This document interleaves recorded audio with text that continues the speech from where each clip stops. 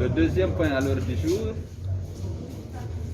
c'était la validation du projet de création d'une commission de réconciliation nationale.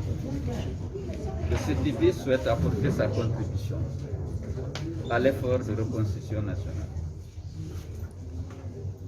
Le troisième point, c'est question de meubler les 6 commissions qu'on a créées. On a donc meublé, comme je l'ai dit, toutes les commissions qui comprennent maintenant 7 membres, dont un président.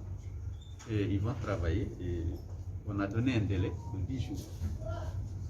Donc le 3 février, chaque commission va rendre son rapport.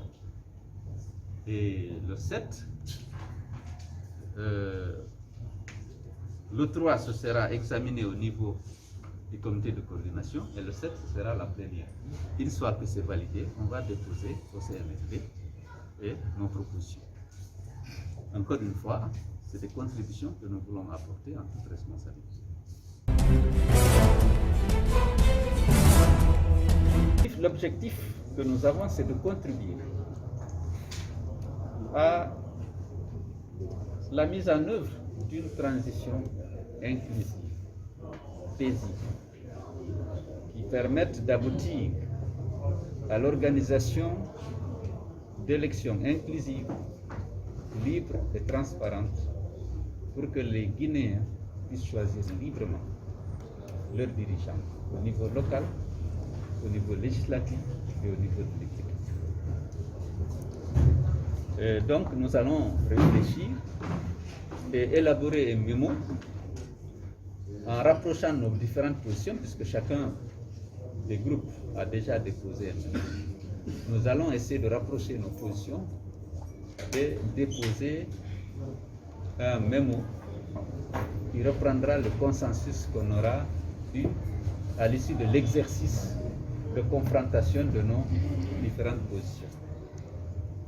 Et nous espérons que le gouvernement va nous donner l'opportunité de défendre les positions qu'on a prises dans un dialogue structuré et quasi permanent. Là, nous lançons un appel aux autorités du pays, vraiment de donner l'opportunité aux forces vives de s'exprimer. L'article 77 de la charte de la transition précise, par exemple, que c'est le CNRD, les forces vives, qui déterminent la durée de la transition.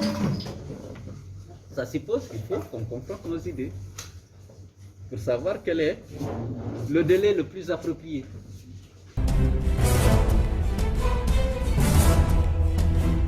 On a abordé très brièvement cette question de la mise en place du CNT. Et vous savez, il faut respecter la pluralité des décisions. Il y en a qui sont satisfaits, il y a des coalitions qui ne sont pas satisfaites. On a dit que chaque coalition exprimera ses sentiments, sa satisfaction ou sa frustration au niveau de la coalition. Il n'y aura pas un point de vue de l'ensemble du collectif des partis politiques. Parce que tout ce qui nous divise, on doit l'éviter.